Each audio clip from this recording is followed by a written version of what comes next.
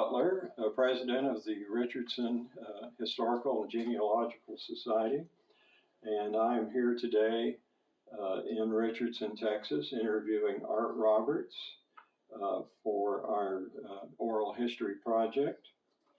And Mr. Roberts, would you please, if you don't mind, state your age and place of birth? I'm 84 and I was born in Pampa, Texas. Pampa, oh, okay. I was going to ask you about that. I knew you were a West Texas fellow. So you weren't born in Richardson, obviously. So let me go ahead and go to my questions here.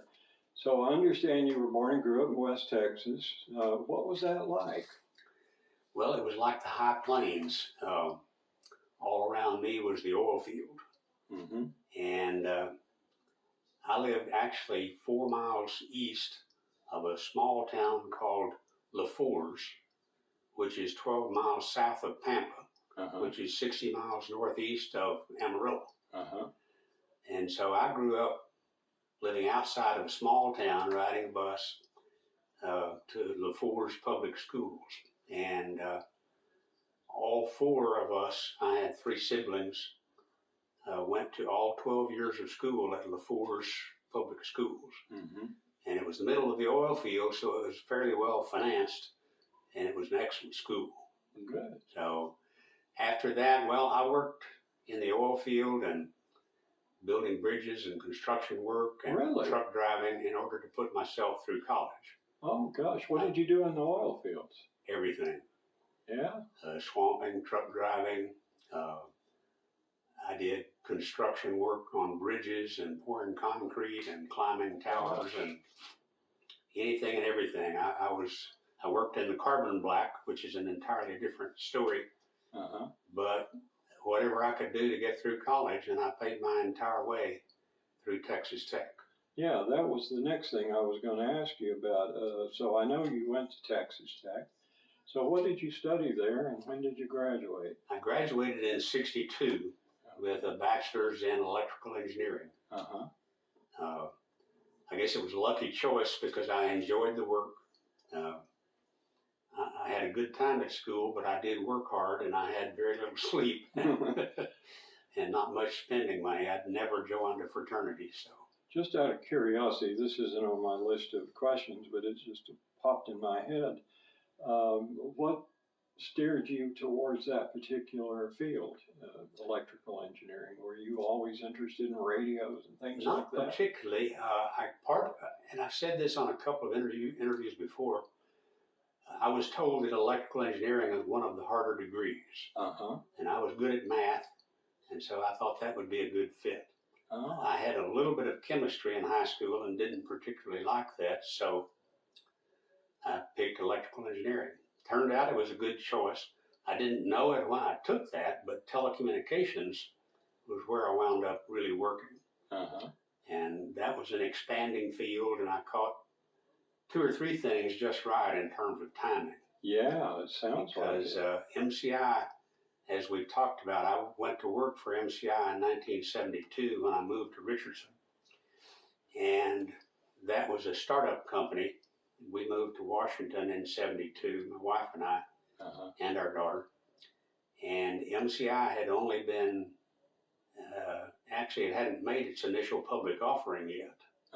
But a small piece of history was that in, I think it was in '72, late '72, MCI made its big IPO, $30 million, which is laughable today. But in 1972, that was enough to get us going. That was a considerable sum, yeah. A bank guarantee of, I think, another $130 million. So with that, we set out to challenge AT&T. Yes, yeah, and you did a very good job of that. We did indeed. From what I understand. We did indeed. Well, if I could back you up just a little bit, before you worked for MCI, you worked for Collins Radio, correct? I did. And when did you start working for Collins Radio? In May of 1962, I started with So right out of college? Right out of college. And that was here in Richardson? Yeah, well, it was based here in Richardson. Right. I went into field engineering in the microwave and multiplex part of the work. And for the first 2 years, I traveled almost full time. Really? I did not keep an apartment. Where did you travel to? Oh, a little bit everywhere. I went on a job that reached from Longview, Ohio to Lima, Ohio, from Longview, Texas to Lima, Ohio, and everything in between, including Mississippi and Arkansas and Kentucky. It was great fun, and it was a wonderful education in the equipment and the antennas and towers and the parts of telecommunications that were important to the microwave telecommunications business. Did you ever visit the main facility in Cedar Rapids? I did, but it was later in my career. Collins, Dallas, or Richardson really was the center of telecommunications as far as I knew it. And Collins, as I'm sure you know, was very important in the avionics and HF and transportable communications for military organizations. Right. It was a very diverse organization. Yeah. I met Mr. Collins several times. That's what I was going to ask you. I did know Art. So you happen to have the same name. Yeah. Oh, and what was he like? Well, Mr. Collins was an engineer first. He designed a lot of the avionics and was very important in the engineering part of the business. He was not easy to know, and I didn't really know him personally. I mean, everyone knew who he was and where he was. Right. He kept a somewhat private life, at least to me. I did a couple of projects that involved Mr. Collins, and one of them was the Tager system for what was called the Southwest Center for Advanced Studies, which became UTD. UTD, right. Yes. And I met Mr. Collins on that project because we were to put an antenna on one of the buildings for Collins. That particular project, more or less, basically remoted classroom instruction by television to industrial locations. And the center for this part of the area was UTD, I'll call it, because it was known as SCAS at the time. Yes. But there were programs that were taught in the classroom with video possibilities at SMU, TCU, and others, microwaved out to Richardson and distributed to TI, Collins, several organizations in Garland. And so people could literally go from their work in their office building upstairs to a classroom and take graduate engineering courses, which were taught at SMU, UTD, I mean not UTD, but TCU. And so they could work on their graduate engineering degrees from the location where they work. Saved a lot of travel. Oh, I'll bet. And it worked quite well. Did you take any graduate I did courses? not. Oh, okay. I did not. I was traveling a lot, as I said. You just didn't have time. I wasn't here really permanently until 1964. Oh, I see. And I moved into the office as a project engineer at that time. I see. But I had a lot of travel under my belt before that. Oh, okay. Well, I understand that you met your wife at Collins. I did. And so I was going to ask you, what was her name? What did she do there? And when were you married? Bobby and I met in July of 1966. She had moved here, Richardson, from Tennessee, and was a secretary in the offices. And I thought she was about the prettiest girl that would ever date me. And it didn't take long for us to figure it out. We were married in December of 66. Wow. I did a little research on you and your family, so I already knew your wife's name. I just had to do it for the recording here. But if I'm not mistaken, she was from Franklin County? Correct. Well, that's interesting. That's where my grandfather was from. by the name of? His name was Charlie Miles, and he moved to Richardson around the turn of the 20th century. I'll be darned. Yeah, and his father was also, well, actually 3 generations of the family were in Franklin County. That's very interesting. I loved that part of Tennessee. Have you been there? Oh, many times, Yeah. as you can imagine. Yeah, wow. Well, I've been there too. It is a pretty place. Mm-hmm. It's real nice. I bet it was a bit of a culture shock for your wife to come here on the North Texas prairie from those green hills of Tennessee. Well, it was certainly a change and surprise for both of us. And there's some interesting but humorous things that happened as I was getting to know her parents, but that's other stories. Okay. Well, I wanted to ask you about this one particular episode in your career at Collins in particular. So I understand you had a particularly monumental test performed at Goldstone, California in 1969. So I'd sure appreciate it if you tell me all about it. Well, I had a number of projects for NASA in 66, I suppose it was. I had become a group head or group manager, and I was called Special Projects. Mm-hmm. So that was things that nobody else wanted to deal with. And of course, NASA and all of their different projects was a lot of my business. I also had business at Point Mugu and Vandenberg Air Force Base in California, and a lot of interesting work. So NASA was working hard on the Apollo projects, Gemini and then Apollo, and they took in an awful lot of technology. The project I had a part in was a small piece of that, but I suppose when you come down to tracking the Gemini and Apollo programs, there were thousands of small projects that were put together to become the moon landings and the moon circlings and the Apollo projects. So coming down to the Apollo 11, NASA figured out a bit late that there was a technical problem, and I'll try to describe it briefly. They discovered that when the rover would be on the surface of the moon, they needed more antenna discrimination to be able to pick out the transmissions from the lunar rover from the background noise of the moon. Uh-huh. You see, this was done in daylight, meaning that the sun was showing the moon surface. Uh-huh. And so we could watch that as it took place here on Earth. Uh-huh. In order to do that, they needed the 210-foot dishes Uh-huh. in order to receive that signal. Okay. Well, the timing had been worked out so that that first step onto the moon would take place when that was right over our part of the world. In other words, when the world turned to the right place and point Uh-huh. would be when they stepped onto the moon and those historic steps and words were recorded. I see. We wanted that to come through the antenna farm at Goldstone, California. Okay. There were 3 210-foot diameter dishes in the world.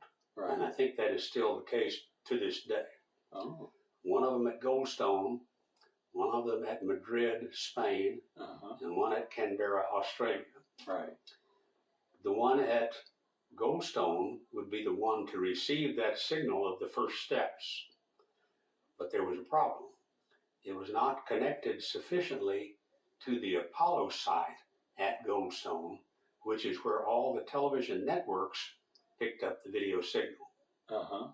So we badly needed a connection, a microwave connection between that 210-foot dish location and the Apollo location. I understand there was a mountain between There were them. mountains all around that. Oh, okay. Goldstone is a very interesting place for earth stations or antenna stations that have a good look and good reception for deep space.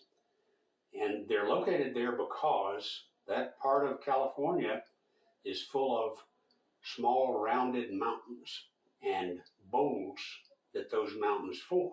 Mm-hmm. The reason that's important is those transmissions to and from satellites use the same frequencies as broadcast television in this country. So the shielding that those small mountains or domes around the antenna sites provide to those antenna locations give shielding so that they have good reception from deep space and near space. Ah, I see. So those antenna locations in the Goldstone area are very important. And I haven't been to the Madrid or Canberra antenna locations, but I feel that they either are isolated or protected by shielding like that, so that they don't encounter interference from local television transmissions. I see. So we needed to connect the 210-foot dish to the Apollo location, and there were mountains, of course, in the way everywhere you looked. So the secret was a back-to-back passive antenna site. I see. On the top of one of those mountains. Oh, okay. Mountains is probably an exaggeration. They were big hills, 300, 400, 500 feet. They were not mountains in my mind, but yes, they were enough. And so we had a transmit location at the 210-foot location, a receive location at the Apollo site, and back-to-back antennas facing both of those locations. That sounds easy, but back-to-back antenna arrangements are a little difficult to align, especially when they're one direction, unidirectional. I see. So you have to have a transmission signal and a receiving signal installed and operating and tested before you start to align the antennas. And getting those aligned and in perfect alignment, and they had to be perfect, was a challenge. But it was something I had done a number of times, and I had good people working for me who were experienced in that area. We expected it. We knew what to watch for and how to do it. And in one hot, long afternoon, we got the antennas aligned and the communications established. I understand you had to kind of climb up and make adjustments with a wrench or something. I didn't have to. I had people, but I was supervising it. It was my department and my responsibility. If it didn't work, it would have been my problem. Yes, we can say that, as well as Collins's problem. Yeah. But I did manage and supervise on site. I did climb the tower. I had been climbing towers for off and on for 4 years, intensely for 2 years. So that's what I was best at, I suppose. So I guess it'd be fair to say you don't have a fear of heights. Right. I had no fear of heights. How high up did you have to go? That was a short tower because the mountain provided the elevation. I see. But we needed a good foundation and a short tower to mount the antennas, and it needed to be very stable because you can't afford those things to wobble when the wind blows. And the wind does blow in Goldstone, California. Oh, I bet. But I had been on top of some very tall towers. Most of the ones I worked on were no taller than about 300 feet, which is still a pretty fucking tall tower. Sure it is. But this one was short. It wasn't hard to climb. It was a pretty sunny afternoon in Goldstone, California. And so you got the job done. Got it done and established and accepted by NASA. And we had probably, I don't remember the exact timing, 30 or 45 days before the actual moon landing. But it was getting close. It was getting close enough that people were worrying. There were all kinds of projects all around the world coming to a head in time, maybe not barely in time, but still closely in time for that. Close to the wire, Gosh, so because of this, I understand, that's what made it possible for us to hear Neil Armstrong, the whole world, hear Neil Armstrong say those immortal words. That is correct. Yeah. It came over our system and that connection, as well as a number of others around the world. There were a lot of people holding their collective breath for those steps and for that signal. Were you one of them? Yes. Where were you when this happened? When Neil Armstrong When they actually took the first steps, and it was well publicized, I'm sure you remember it well. Oh yeah, I watched TV that night. My wife and I were at my friend's apartment, and the three couples of us were watching and talking about that circumstance. Well, what did you think when you heard Neil Armstrong speak from the surface of the moon? What were your thoughts and feelings? There was so much going through my head. It's hard to recall, really. I was taken by how well everything worked when it absolutely had to work, and how complex that entire putting together of technology had to happen and work just right. Right.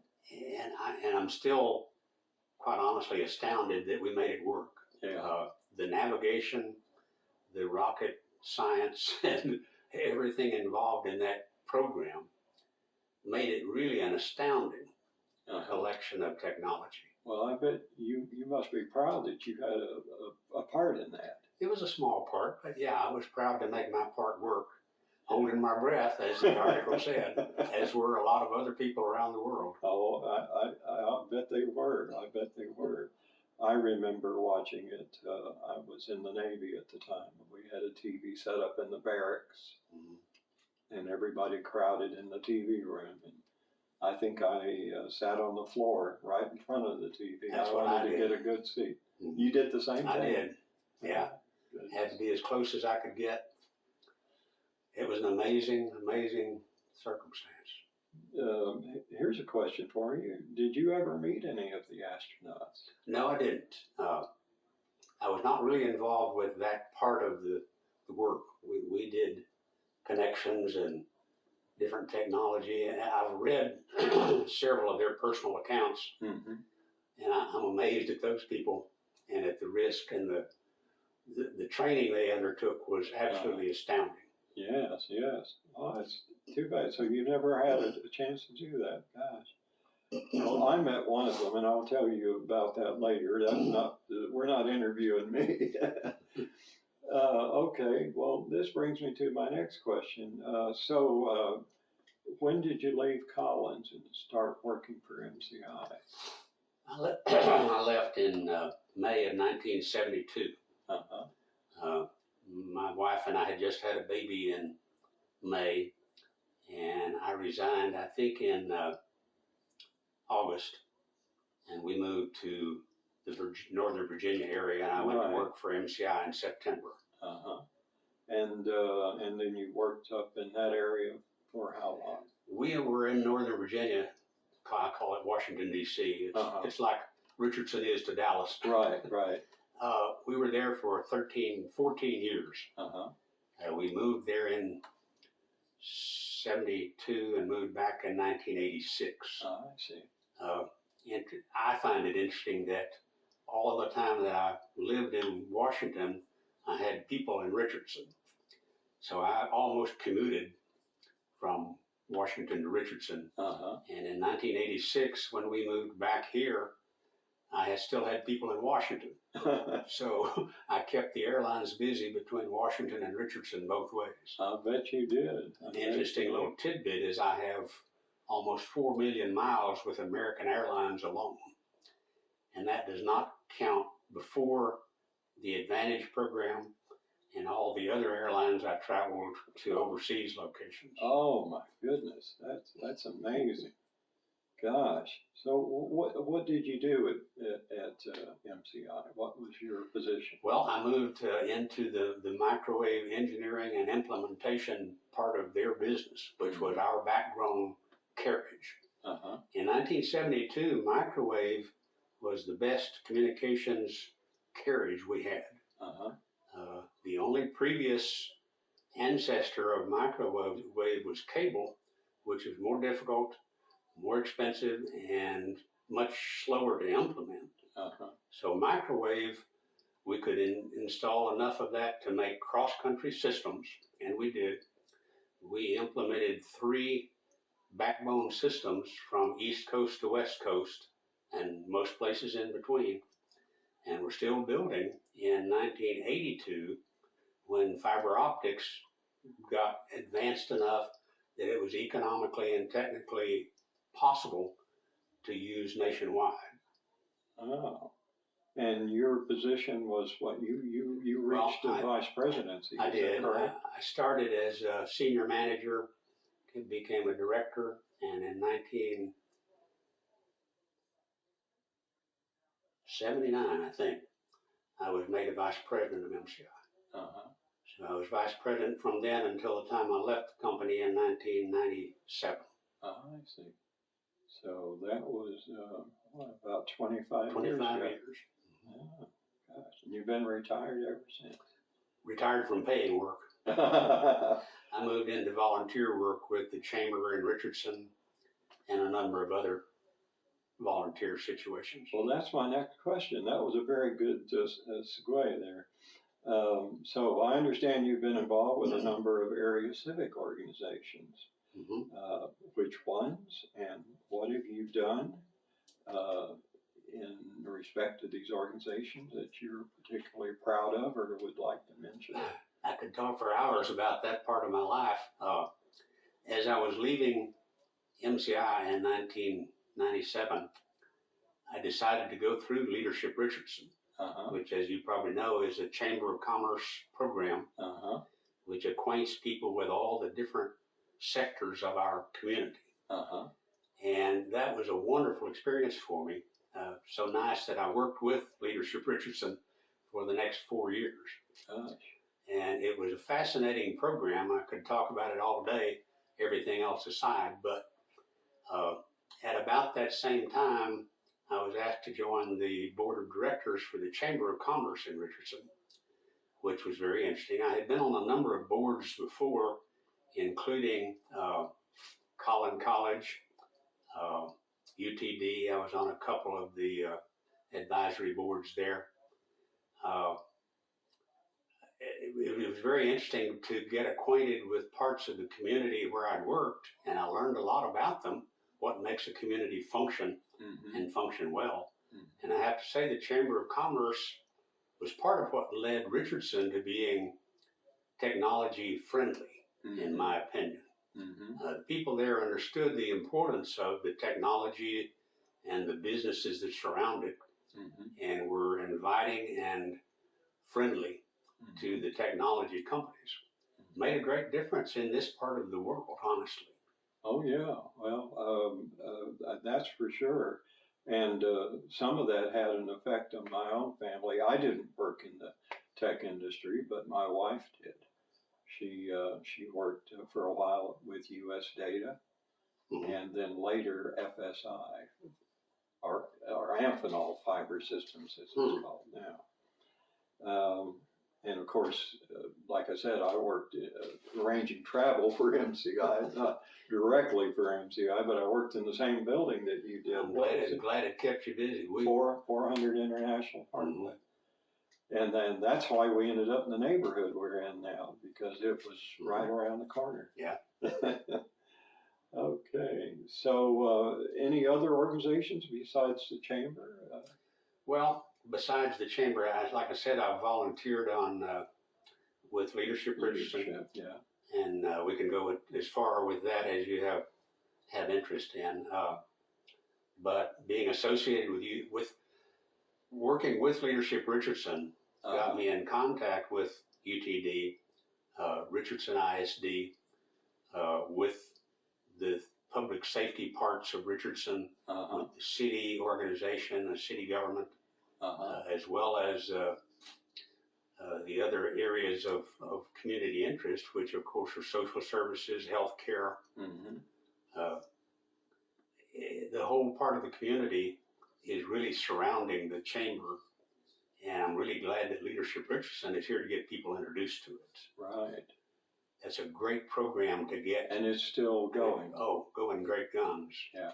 I just went to a meeting of the latest class, which will be having its closing session this coming Friday, I think. Yeah.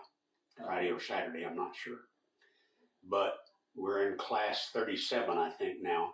I was in class 11. Wow, that's a lot of classes. A lot of people who are not only interested and educated, but they're involved in the community. Right. Leadership Richardson leads people into volunteerism. And by the time you graduate from that program, you're really well acquainted with all those areas of the community that I mentioned, because through that program, you get to meet with the city government. You get to meet with the public safety organizations, the police department and the fire department. You get to meet with the school board. You get to meet with UTD. And you get to meet with the people managing healthcare in this area. It's an incredible introduction and connection with all those parts of the community. Well, writing a history book is also a good way to get to know the community. Yes, I can believe it is. Because you have to try to pull all those different parts together and tell a little bit about each one. So it's interesting how the community connects and supports each other. Yes, indeed, you're right.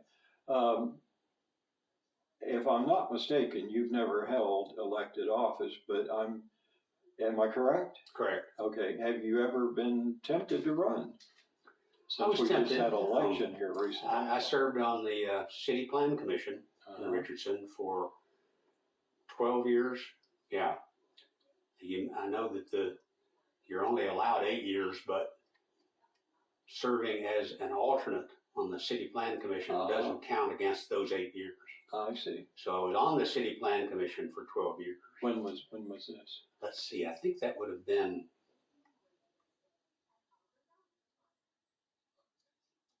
from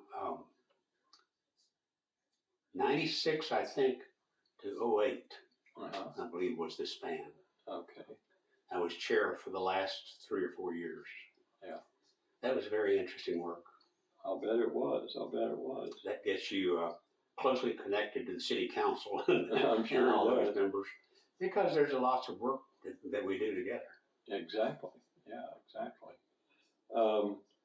Okay, my next question is, do you have any sort of general sort of memories of Richardson, of the past, that you'd like to share? Anything? Moving here in 1962 was very different from today.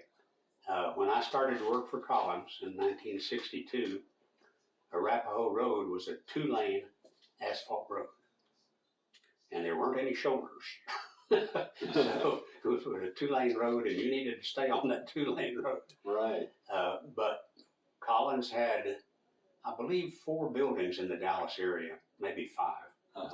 They had an antenna business, which of course included part of the first connection with a transmission from Cedar Rapids to Richardson, bouncing off a balloon.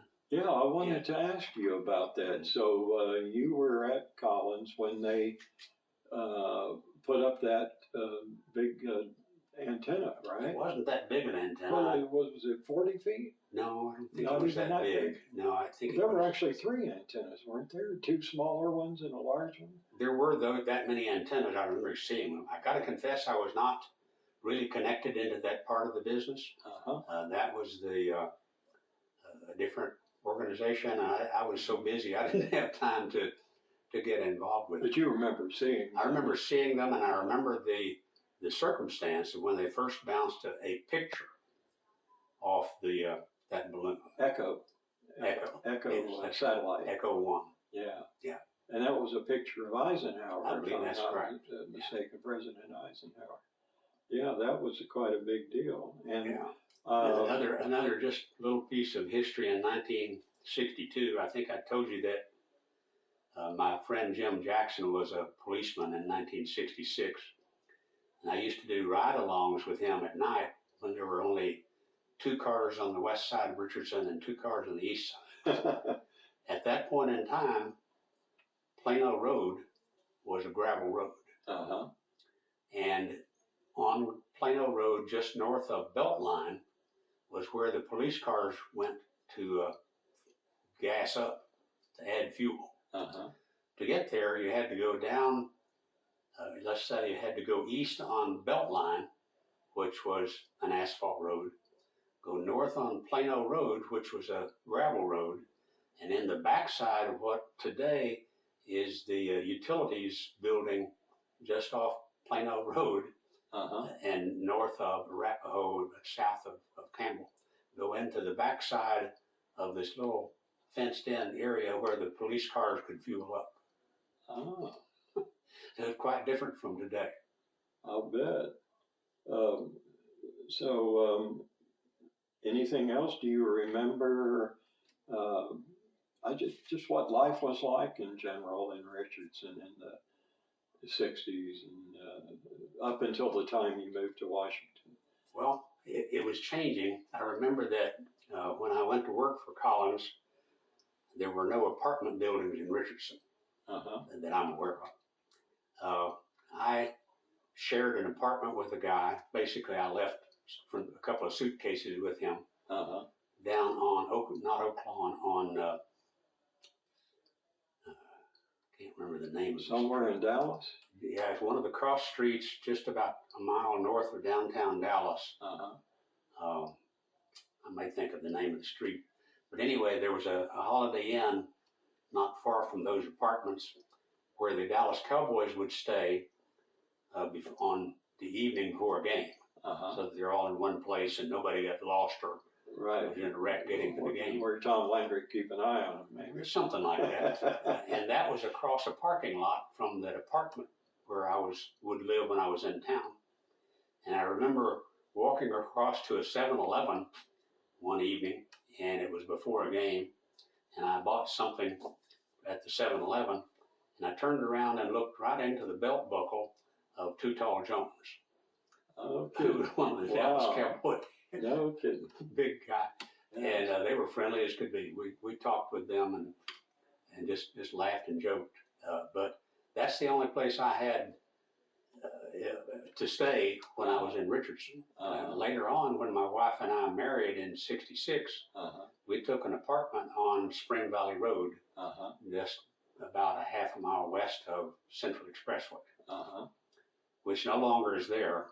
But us and the families we knew, the Jacksons lived there, and we were good friends. Richardson was not that busy a place. At that point in time, Highway 75 was 2 lanes north and 2 lanes south. Right. It's been widened quite a bit since then. Oh, quite a lot. But I-5 was an astounding interchange. Yes. Yeah, I can remember when that was built, obviously. I remember that was only, 20 years ago, I think. That or less, I would guess. Something like that. I can't really be sure. I know that one of the guys I worked for lived in Grapevine, and LBJ was not built at that time. So to get from Richardson to Grapevine was side roads, Beltline, and a couple of other side roads to work your way out to Grapevine. I know exactly what you mean. Yeah, I remember when LBJ was being under construction. It was around 1965, 66, and if you wanted to go to Grapevine, I think you had to go out Beltline Road or something like that. Beltline, the Northwest Highway away. Or Northwest Highway. Yeah, that was it. That might have been the way, yeah. The Loop 12 was important at that time. Is there anything you can think of that you would like to add about all the things we've talked about this morning? Well, one thing that's interesting, when I was at Collins, again, as part of special projects, I had the project that installed the microwave connections between UT Southwest SCAS, or whatever you call it. We called it TAGR at the time, right? Which stands for the Association for Graduate Education and Research, right? Which became UTD. That was one of my projects as well. And to make that project happen, we had to install antennas at the final receiving locations, which was Collins, Raytheon, and Garland, and TI, and of course a number of other business locations around the area. So as part of that, we had to install an antenna on one of the buildings at Collins. And one of my direct connections with Art Collins was when I had to go explain to him where we wanted to put that antenna. And he said, "Can we hide it?" Can you hide it? And I had the same expression you just had, which was, hide How a microwave antenna? How are you going to do that? It's part of our business. Why would we hide it? But he wanted it as unobtrusive or inobtrusive as we could make it. And we went through several hoops to try to make that not a big glaring object. So where did you install it? Did you remember the I believe it was on the top of the building. It was not the office building, just off Arapahoe, but it was a building that I believe included R&D at the time, and I don't remember the designation of that building. It wasn't the building with the two pillars underneath them on either end. No, the old. No, that was an antenna building. Yeah. That was part of the. That was a small Earth station, and I remember it was steerable. Right. No, this one was west of that, and it was fairly well backed up to the railroad. That might be able to identify. Oh, I see. I think it was 401 or 301, but it was where R&D was located. Yeah. And we installed the antennas there and made everything work. And I got to show Mr. Collins a picture of the antenna installation. One interesting story, as part of that project, of course, we had to install the tower out at UTD, SCAS, whatever you call it. And that tower literally bristled with antennas. Oh. I think it's still in place. It may not have all the microwave antennas on it, but I was on top of that tower a number of times. And there was a time when my people were doing antenna work out there, and I had walked out on one of the fields away from it to look at how things were going. And a gentleman walked up to me and said, "Are you part of this project?" And I said, "Yes." And I introduced myself. He said, "Well, I'm Cecil Green. Please No meet you." kidding. Cecil Green. And I knew just barely who Cecil Green was. Yeah. Of course, he was a founder of SCAS and the place. Yeah. Taker and a benefactor, right. A huge benefactor. Yeah. Very nice gentleman. I talked with him for 10 or 15 minutes and told him what we were doing and how it was going. Did you ever meet Lloyd Berkner? No, didn't.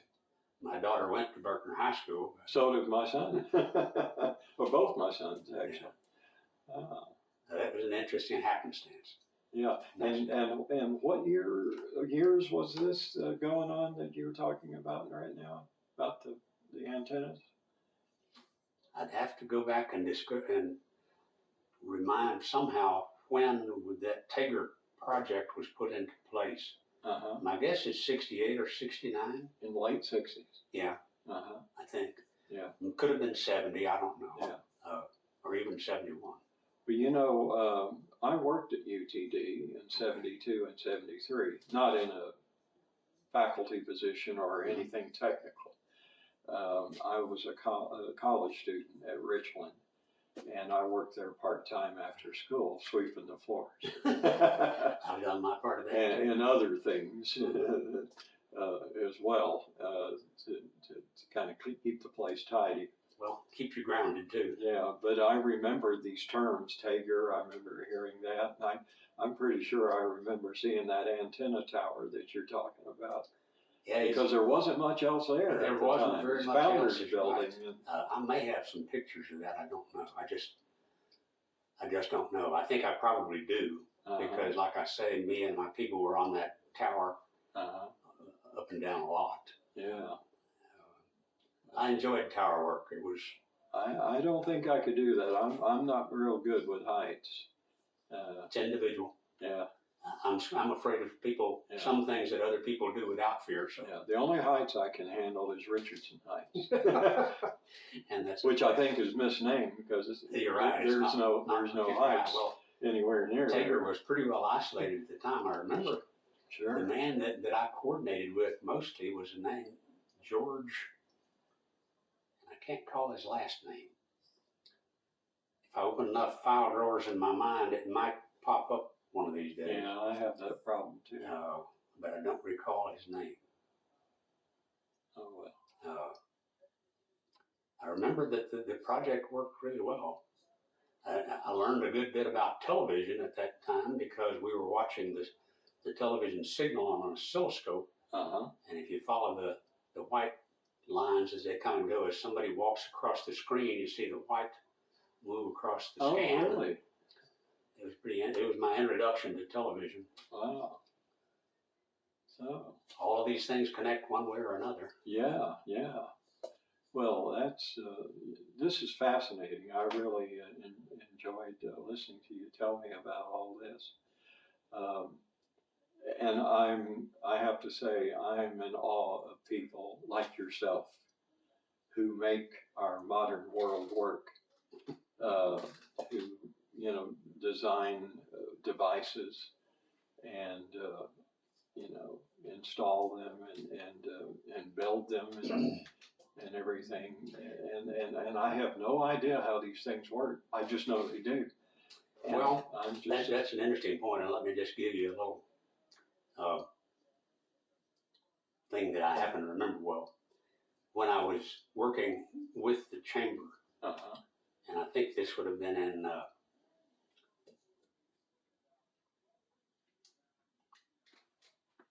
1997, I was asked to start a monthly technical luncheon.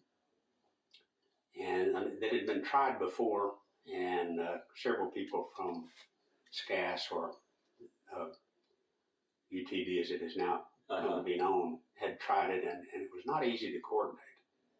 But I was fresh out of Leadership Richardson, and I knew I could make volunteer things work, and so I just agreed to do that. So I formed a committee of about between 10 and 15 people, varied a little bit, and we put together a committee, and we talked about a program, and we worked out a way to have people on the committee contact people and convince them to speak at our technical luncheon. And so in May of 1997, we had our first luncheon, and people had said, what would be a success in that situation? Well, we said 150, 175 people would be a success. So we put together the first program, which was about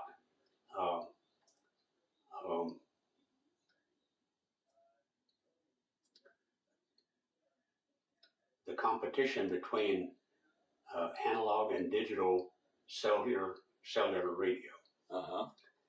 So we had a speaker from Southwestern Bell and another one from, can't think of the name of the analog.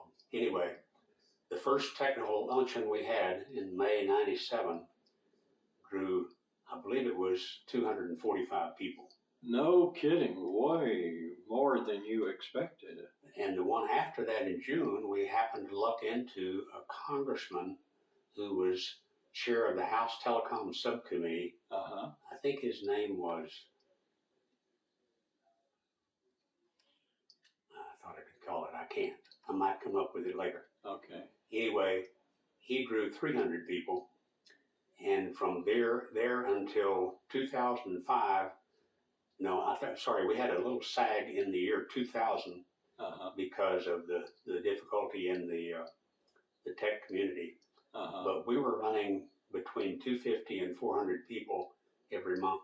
Gosh. As a technical luncheon. Part of what was funny about that was my daughter was in college, and we talked about the techies and how some of those techies enjoy meeting people. She brought a couple of her fellow students to one of our tech luncheons, and I remember talking with them and meeting with them, and I told her later that one of the things that we joked about was how you identify it's called an extroverted an extroverted techie. He's the one who looks at your shoes when he's talking to you. But I've come to believe that a lot of those techies enjoy meeting people and talking about it and remembering it and connecting.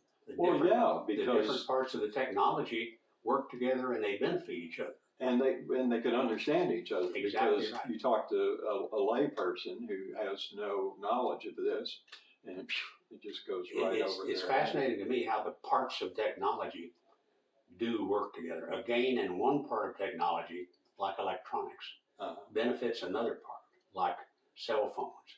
And a gain over here makes the semiconductor smaller, and that benefits computers, and that benefits cell phones and iPhones, and it grows and it grows. And it all helps each other. The more it's interconnected and the more that it works together, the better we all are. Yeah, I couldn't agree more. What you were just talking about brought a question to mind. Did you ever meet Jack Kilby? I did indeed. You did? I did. In fact, he was one of the speakers at that Tech Luncheon series. No kidding. And I have a picture in here of, I think, of Jack, and I have a wafer that Jack autographed. No kidding. I do. Oh, isn't that super? When he came to speak, and he was an interesting fellow. He smoked, as you know. No, I didn't know that. He smoked, I think, until he died. But Jack was a pretty interesting guy. He was not a natural speaker. Well, go ahead. Oh, I'm sorry to interrupt. I was going to say I saw a video about him once, and his daughter said he had two speeches. He had a long speech and a short speech. The short speech was thank you, and the long speech was thank you very much. Would you say that's accurate? That may be part of the story, but he also had a speech that he gave when he accepted the Nobel Prize for the first integrated circuit. That's the same speech he gave when we had him at our technical luncheon. Really? That's my understanding. Same speech. That's my understanding. And he had practiced it, of course he had. And during the speech, as part of the slides that he had, he put up a picture of that first integrated circuit. Well, the first integrated circuit was created when Jack put a transistor and a capacitor and a coil on one board. Right. And connected them and made them work. And that was an integrated circuit. Right. And so Jack throws up this picture of that integrated circuit. Jack had practiced this. Jack turned around and looked at the picture and said, if I'd known it was going to be shown all over the world, I might have prettied it up a little bit. Yeah, I think I've seen a picture of that, and it does look rather crude. Well, it was. Yeah. And you know, it was a funny thing about that. They had trouble selling the idea of an integrated circuit. Yeah, I think I heard that somewhere. That's true. Absolutely true. They worked hard at convincing people this was a good idea. Yeah. Well, imagine if the integrated circuit had not really been adopted and truly taken to heart. Yeah. Imagine where would TI be today? Oh, where would we all be? Where would we all be? We'd still be. We wouldn't have small cell phones. I can tell you that. Yeah, or computers. Exactly right. Yeah, they'd still be table size. I remember when I was working at UTD, and I used to clean up the computer rooms, and they had the big reels of tape and the punch card machines. And somebody once said to me, you know, someday everybody will have computers in their homes. And I said, get out of here. Who's going to devote an entire room of their house to a computer? But of course, I was going by the technology of the time, not what ended up you could probably collect some infamous quotes about computers, but one that I remember hearing or seeing, I didn't see it live, but some fellow, when he saw that first computer, UNIVAC. Yeah, I think so. He said, the world will only need one computer. Oh gosh, that kind of reminds me of I don't know if this story is apocryphal or not, or whether it's true, but there's a story that in 1900, the man who headed up the patent office in Washington said, I might as well, lock up, close the doors, because everything that could possibly be invented has been invented. That's exactly right. And of course, he was wrong too. Badly wrong. Badly wrong. And anybody who says it doesn't understand it. Yeah, yeah.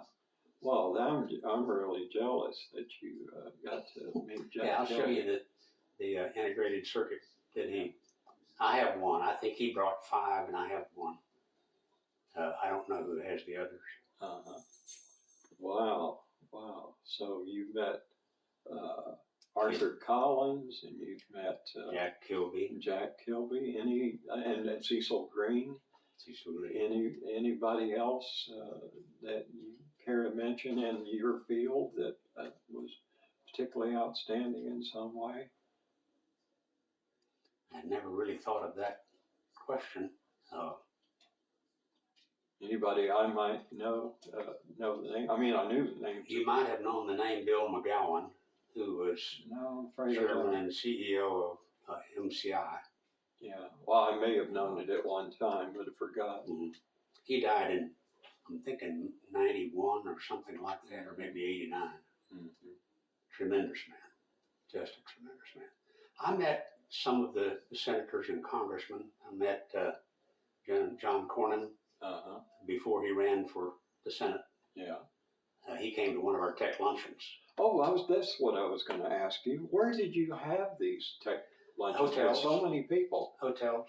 Yeah. If you plan ahead for it and they open up several rooms together, most of the large, reasonable sized hotels here can accommodate 400 people. Now that's about the limit, 400 to 450.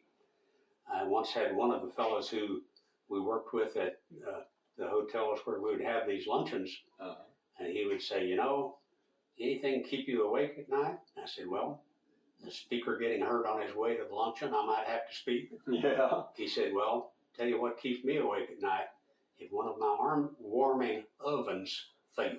Because he had to serve warm lunches for 450 people. Yes, yeah, that's a monumental task. It is, and it's an organizational task, but sure is. I remember working with those guys, and just for your own interest, I would organize those tech luncheons when I was still involved in doing it. I had it organized so that when I would stand up to start the meeting, all the waiters and waitresses were to get out of the room. Because one thing I would not tolerate is clanking dishes while I was trying to introduce the speaker. Of course. And they didn't like it. You know, they needed to clear the dishes and get things moving. Right, but it makes a lot of noise. Well, it does. And it's distracting, and people can't hear what you're saying. Right. And I wanted to concentrate on the meeting and have the speaker understood. Yes. And so these are all Richardson area hotels that you met? Yeah. I don't think, we may have had 1 or 2 in Plano, but I'm not. I don't think so. I think they were Richardson. You didn't have them at the same place all the time? They kind of We tried that, and it's difficult for hotels to guarantee that much space because they have to guarantee some rooms in order to make their hotel work right. And if you're filling it up with local people on a Friday, you're taking away probably some of their weekend business. And we did that for a good long while, but it was difficult. You wind up moving it around because you can get a hotel to do that a couple of times a year, but 10 times or 12 times a year is hard for them. Right. Okay. Oh. Well, is there anything else you can think of?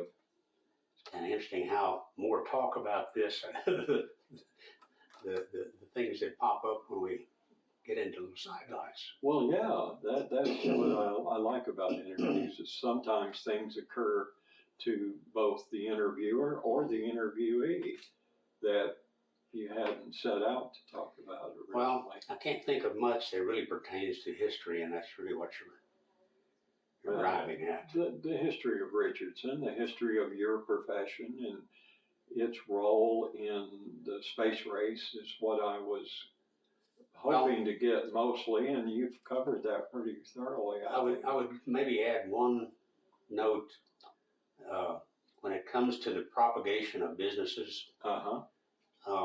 Collins, in my time there in 1962 to 72, was an excellent education for me in the field of telecommunications. Right. it was for a lot of other people as well. Yeah. Not just in microwave, but in satellite, in HF and VHF communications that serves the military transportable businesses. One of the things I have seen, and a lot of other people have seen it as well, is that Collins X's founded a lot of businesses. Collins was a company that helped people understand and grow and become better than they were. Look at the number of companies that in the Richardson area, might be larger than just Richardson, but there were quite a few in Richardson who were founded by people who left Collins. So these are kind of spin-offs, if you will. Yeah. In a way, some of them spun off pretty far, but they still founded successful businesses. Digital Switch was one of those. Oh, really? Yeah. There are a number of others, and I'm sure I should be able to name them, but I can't. But a lot of the businesses in Richardson came from Collins and also came from TI. TIX's founded a lot of very successful businesses in the Richardson area. That and the people who were available to move to those other companies as they were growing grew the technological base for Richardson. I think it's been really a key growth factor in the whole area. And I will have to say that the Chamber of Commerce and its being technology friendly contributed amazingly to the growth of Richardson. Yes. If they hadn't been welcoming to those tech companies, guess what they do? They go where elsewhere.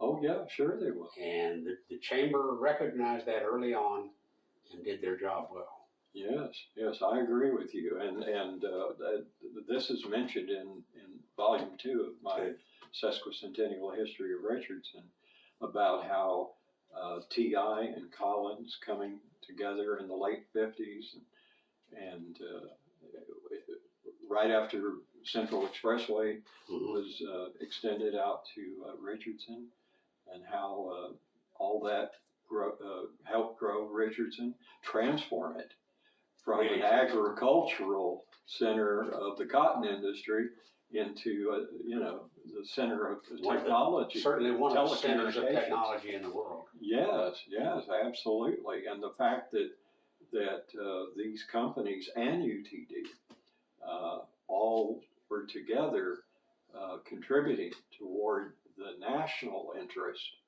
of putting satellites in orbit and men on the moon and everything is just fascinating to me. Yeah, if you've read some of the histories of the astronauts, you will know, and you probably do know, that Collins was connected in a number of areas in the satellite business. Right. And they contributed a heck of a lot to the technology into the space landing, the Gemini and Apollo programs, and later ones. They had a lot of instrumentation in those satellites and capsules.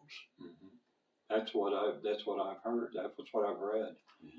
Okay. Well, I think I'm going to go ahead and wrap this up, and then I'm going to tell you a story that don't want on tape. Yeah, this isn't an interview with me. This is an interview with Art Roberts. So I'm going to go ahead and say thank you, Mr. Roberts. Thank you, Steve, for talking to me. And I'm going to turn the video off now.